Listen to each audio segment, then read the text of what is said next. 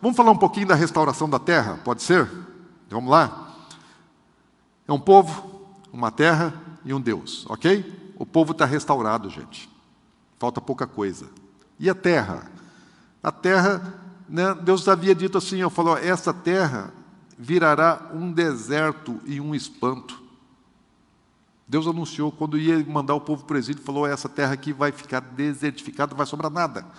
Aí, em 1867, teve um escritor americano, Mark Twain, muito conhecido à época, né, há 150 anos atrás somente, 155 anos atrás, ele visitou Israel.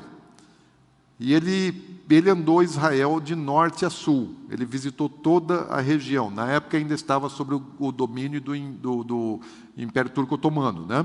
Palestina, porque os romanos é que mudaram o nome da terra de Israel nos dias de Jesus, né?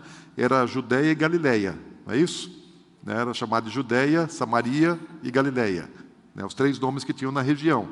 Aí quando Adriano, já lá no segundo século já, quando houve uma revolução de judeus tentando retomar a terra, ele até mudou o nome para Palestina, e ficou Palestina, né? Quem colocou esse nome foram os romanos.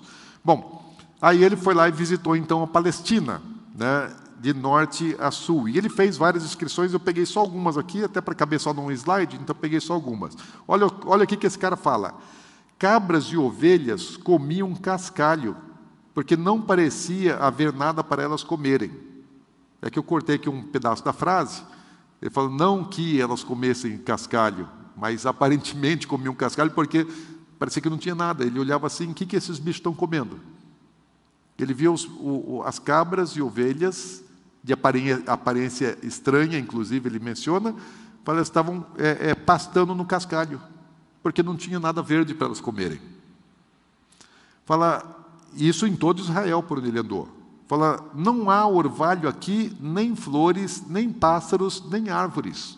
Ele relata isso numa manhã que ele acorda, e aí quando ele sai logo cedo, o que se espera, né, e principalmente num tempo daquele, na natureza, que a grama esteja molhada, passarinho esteja cantando e tal, e daí ele fala, olha, não tem orvalho, não tem flor, não tem pássaro, não tem árvore, não tem verde, não tem nada. Só pedra. Ele fala assim, de todas as terras que existem para cenários sombrios, eu acho que a Palestina deve ser o príncipe. Ele fala, uma terra caída, destruída, acabada, sem graça, sem vida, sem cores. Ele fala assim, olha, não tem cor. Toda a Palestina falou, não tem cor. Não tem um colorido, não tem uma vegetação, não tem um nada. Ele fala assim que podia caminhar 10 milhas, né, e não achar nada, nem ninguém, no meio de uma nação. E ele ainda fala assim, quando ele chega em Jerusalém, ele fala Jerusalém, né, falando da gloriosa Jerusalém, de Jesus e tal, fala assim, tornou-se uma aldeia pobre.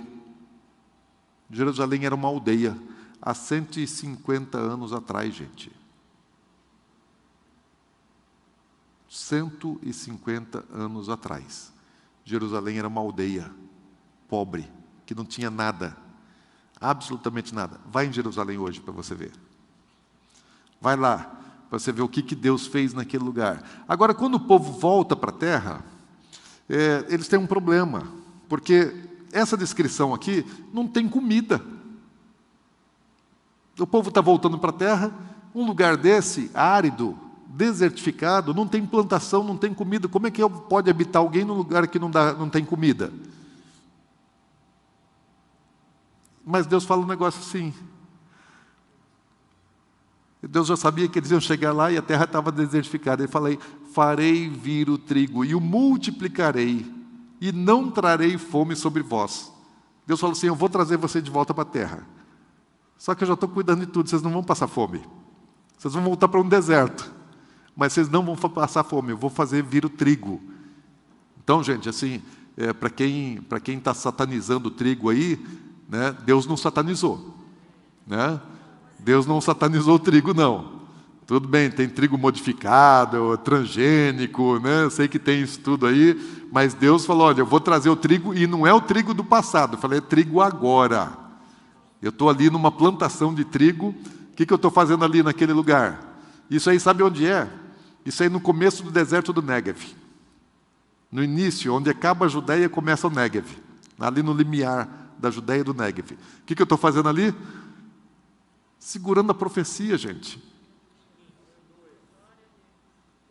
Não é só testemunha ocular, você pode pisar, você pode tocar, você pode segurar ela. Você pode abraçar a profecia, você pode conversar com a profecia lá. Mas, né, não era uma terra que manava leite e mel? Leite, ficou sem gado. O que você tem hoje? Israel tem vacas leiteiras que são produtoras campeãs. Campeãs, assim, eu estive lá em lugares, porque assim fala assim, os outeiros manarão mel. E isso hoje em Israel é fantástico, é maravilhoso, não é só mel de tâmara. Né? Tem um mel de tâmara, tem mel de abelha e tem leite em abundância e de qualidade, de excelência. Leite muito bom, não só de cabra, de boi, né, de vaca. Né? Boi não dá leite, né, gente? De vaca e de cabra. Meu assunto é Bíblia, tá, gente? Eu não entendo de muitas outras coisas, não, né? Gosto um pouquinho mais da Bíblia. Bom, mas vamos lá. Mas aí fala assim, eles estão no deserto, né? Chegaram lá e está tudo deserto. Então Deus fala, não tem problema não, né? Lavrar-se-á a terra deserta, vocês vão lavrar a terra. Vocês vão pegar essa terra aí, essa areia, essas pedras, aí, vocês vão lavrar isso aí, né? E em vez de estar desolado aos olhos que passam, ela vai produzir. Lavra a terra. Daí sabe o que aconteceu? Os judeus, quando eles receberam a terra, e a ONU deu para eles 2/3 de toda a terra era deserto, falou, vocês aceitam? Aceitamos. Deus falou que a gente vai lavrar a terra deserta. Sabe o que eles fizeram? Meteram arado no deserto. Ninguém faz isso, gente. Ninguém faz isso. Meteram arado no deserto. Inventaram irrigação com gotejamento. E tudo que planta no deserto nasce. Tudo que planta. Eu andei não só. Lá em Israel tem vários desertos. O deserto do Aravá, ele chove 25 milímetros por ano. Aqui é em torno de 150 milímetros, se não me engano, por ano, né? de chuva aqui em Campo Grande. 3.000? Não, milímetros. 3 metros. É? Sério? 3.000 milímetros aqui? Hã? Então eu estou por fora. Eu ia falar, então não era 150, era 1.500, que acho que eu tinha visto esse número. Já estava até tirando um zero. Mas tá bom, né? Lá, 25 milímetros. Sabe o que é isso durante um ano? 2,5 centímetros de água. Isso não molha a terra.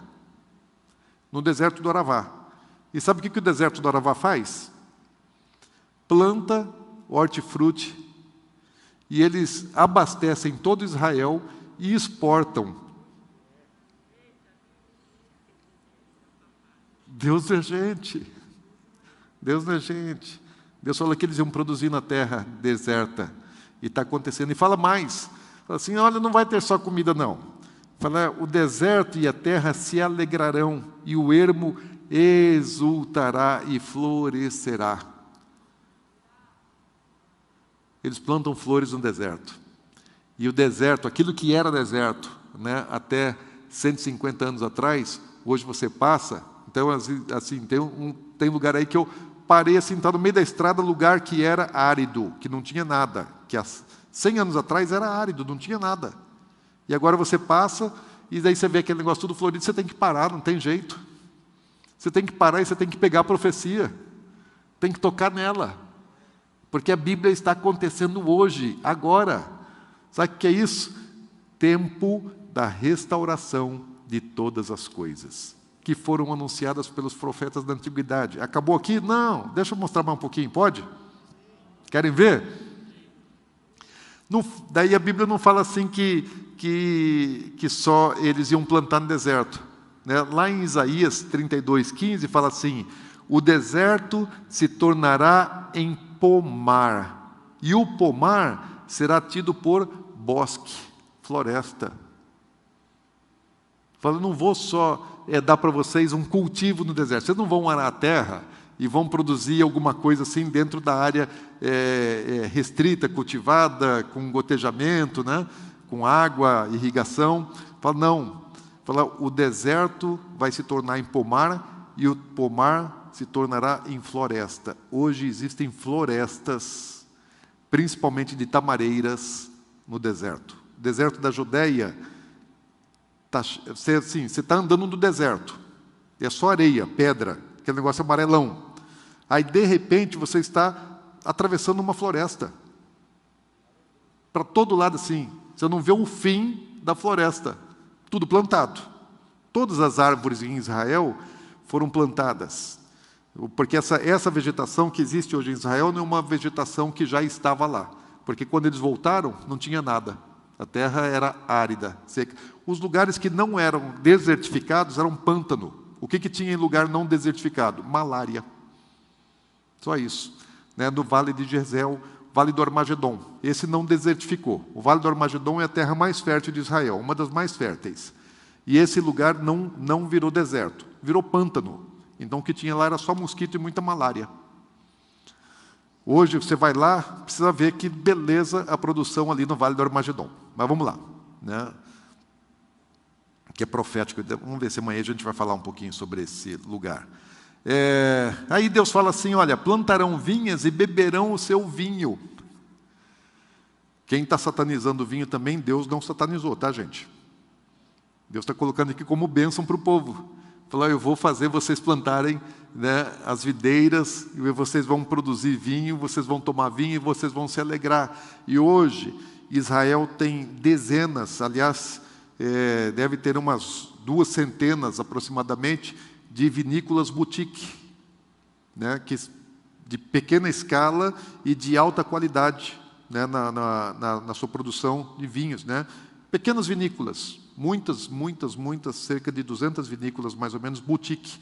Tem algumas vinícolas grandes, né, como aquela que está bem ali na margem inferior esquerda, mas algumas grandes de produção extensa e outras que são assim de produção bem menor, mas bastante, muito, né, e muita vinha plantada. Fala assim que eles fariam pomares, né? E colheriam e comeriam do seu fruto. Então, Israel, já falei aqui, até no deserto, eles estão fazendo os pomares, e ainda fala assim, e encherão de fruto o mundo, e estão exportando. Estão plantando, estão comendo, e estão exportando. Sabe por que o deserto de Israel exporta? Ele exporta no inverno. Agora, por exemplo, né, nessa época do ano, é um período que eles estão exportando muito. Por quê? Porque o deserto tem sol, né, tem clima, então para produzir hortifruti você precisa de sol, e na Europa agora não tem sol. Então o hortifruti não nasce no inverno lá na Europa, lá está frio. E no deserto não, no deserto tem calor, tem luminosidade, né, e eles têm irrigação. Então eles plantam, produz muitíssimo, né, abastece Israel e exporta para a Europa. Porque lá não tem hortifruti agora sendo gerada, produzida no mês de fevereiro, janeiro, fevereiro, eles não tem, mas Israel tem e exporta. Vamos lá. Que tal, gente? Vocês estão gostando desse assunto, não? Sim. Estava seco, não estava? Tudo seco. Mas Deus tinha dito assim, todos os rios de Judá estarão cheios de águas. Águas arrebentarão no deserto. Está aí, gente. Está aí a prova. Aquele mais ao centro ali em cima, né, atrás de mim, da Ana Paula, e do lado ali, ali é uma das nascentes do Rio Jordão, né, que abastece o Mar da Galileia. Então, lá para cima do Mar da Galileia, águas são assim, limpíssimas, transparentes, que nem aqui na nossa região de Bonito, né, as águas lá em cima são igual aqui da região de Bonito. Transparente, você vê os peixes, vê o fundo, vê as pedras, vê tudo, né? Depois, quando vai chegando lá para baixo, vai chegando lá perto do Mar Morto, as águas já estão sujas, né? Já estão turvas e já são bem menos, porque eles aproveitam bastante água do rio também. Mas não fala somente da produção agrícola, fala também dos rebanhos, porque sumiram também os pastores e os rebanhos. Fala, mas neste lugar que está deserto, sem homens, sem animais, e em todas as suas cidades, haverá morada de pastores que façam repousar os seus rebanhos. Hoje é real. Ficou muito tempo sem pastor, sem rebanho, sem pasto. Mas Deus falou, mas eu vou trazer tudo de volta. Nas cercanias de Jerusalém, em muitos outros lugares, porque existem várias profecias que falam, inclusive, os lugares onde eles iam plantar, dá o nome do lugar, da região, fala onde eles cultivariam, onde eles criariam os gados, onde estariam os seus rebanhos, as suas ovelhas, né? Deus é detalhado demais. Fala, por exemplo, que os sefarditas, né, que são principalmente descendentes da Península Ibérica, Espanha, né, Espanha, Portugal, latinos, habitariam o sul de Israel. Então você vai lá para Beersheba, na região do Negev. Beersheba é a capital do deserto do Negev, né? Uma cidade industrial maravilhosa, no meio do deserto. Pegamos ali tempestade de areia no deserto, fortíssima, daquela de derrubar. E ali naquela região tem muito latino. Tem muito latino, tem muita gente que fala espanhol. Né? Por quê? Porque existia uma profecia em Obadias dizendo que os sefarditas habitariam o sul de Israel, as regiões do sul. Né? Não coloquei aqui. Aliás, eu não fiz nenhuma entrevista ainda, mas já está marcada. Próxima ida para Israel, já combinei com um serfadita lá, né, para conhecer algumas comunidades de latinos, né, de língua espanhola, que habitam ali no deserto do Negev. Agora, falei, restauração de um povo, de uma terra, e a última restauração é espiritual.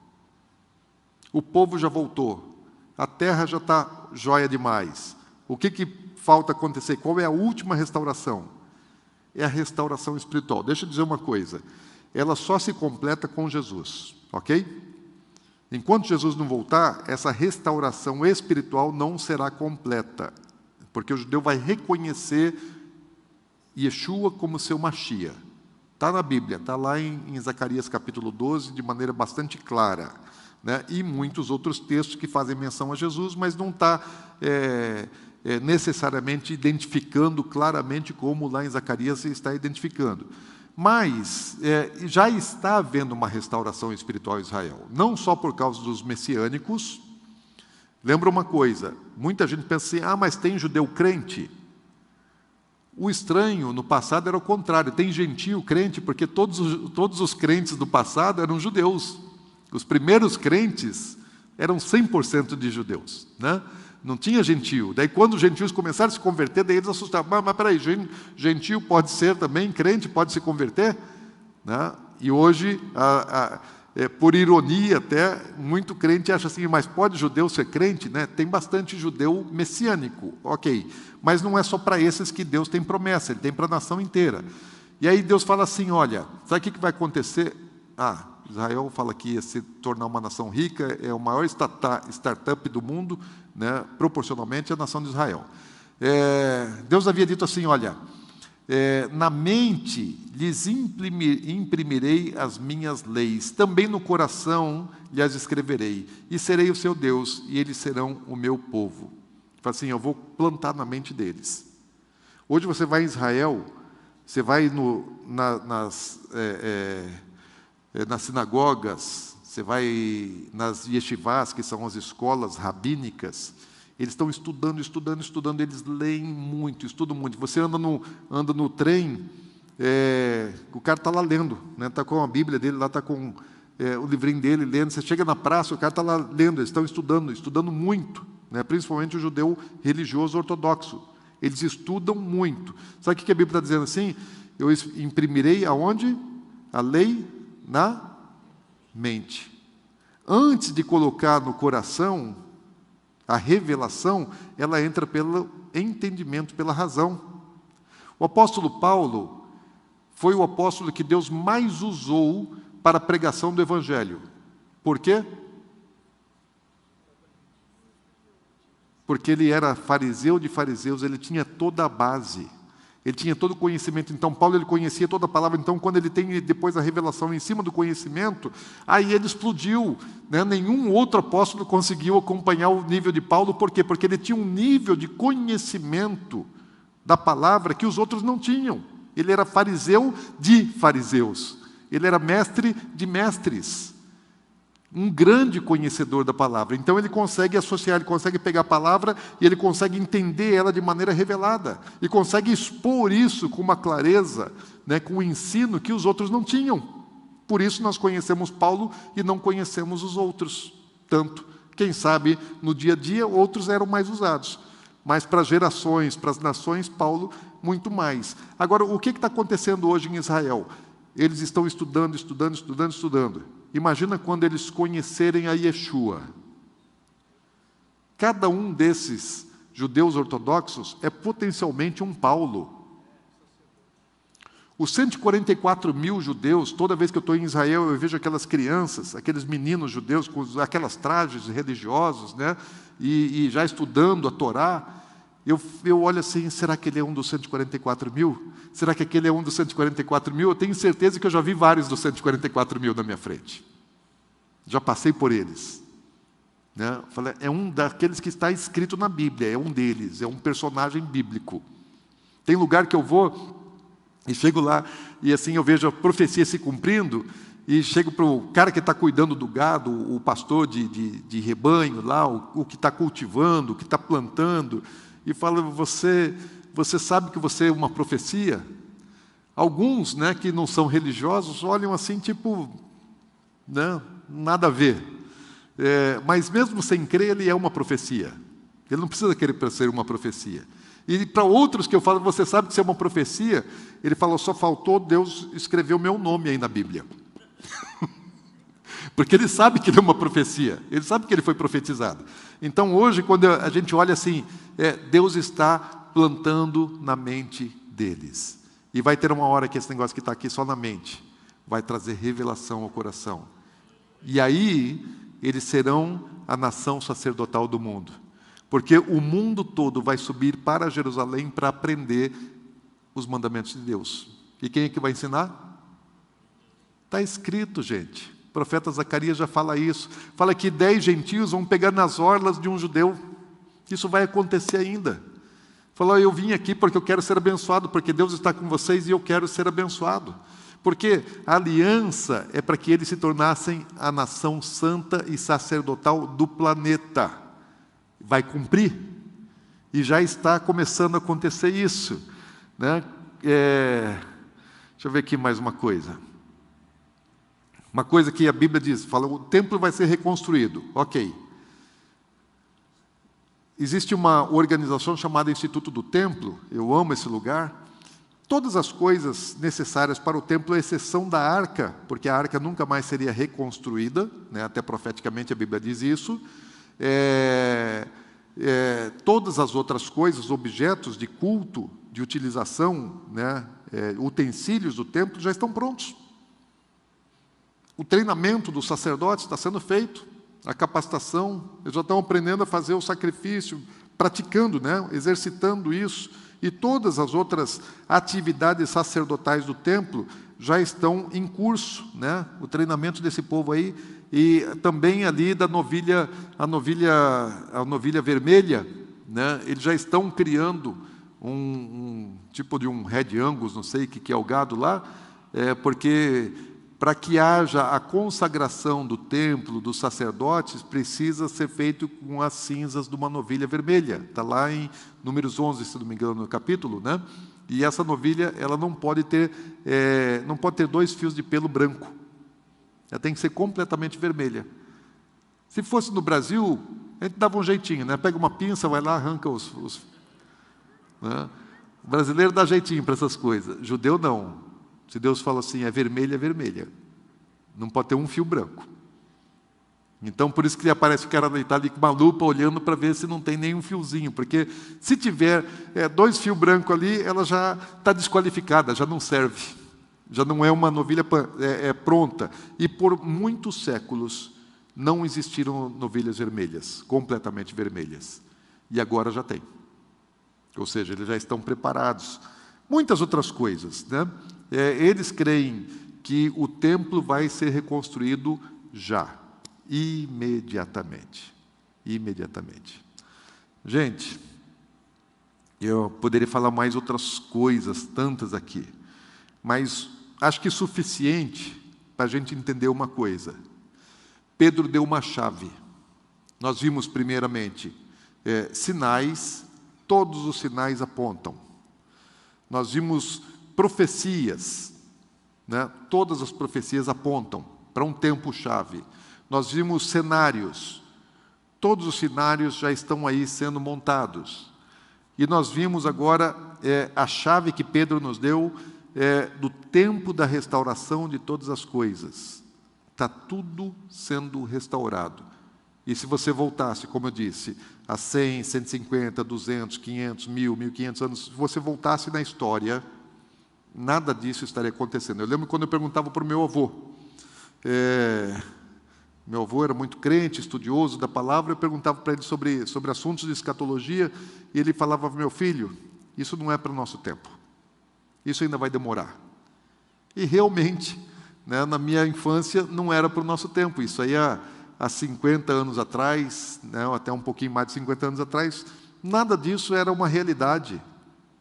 E aquilo que estava começando a acontecer, nós nem tínhamos informação.